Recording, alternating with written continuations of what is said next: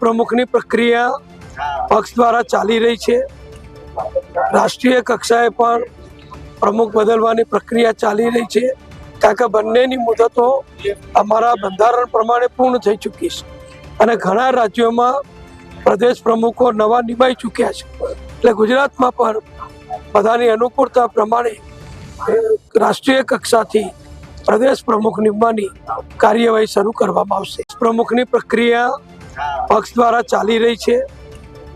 રાષ્ટ્રીય કક્ષાએ પણ પ્રમુખ બદલવાની પ્રક્રિયા ચાલી રહી છે, કારણ કે બંનેની મુદતો અમારા બંધારણ પ્રમાણે પૂર્ણ થઈ ચૂકી છે અને ઘણા રાજ્યોમાં પ્રદેશ પ્રમુખો નવા નિમાઈ ચૂક્યા છે। એટલે ગુજરાતમાં પણ બધાની અનુકૂળતા પ્રમાણે રાષ્ટ્રીય કક્ષાથી પ્રદેશ પ્રમુખ નિમવાની કાર્યવાહી શરૂ કરવામાં આવશે। પ્રમુખની પ્રક્રિયા પક્ષ દ્વારા ચાલી રહી છે।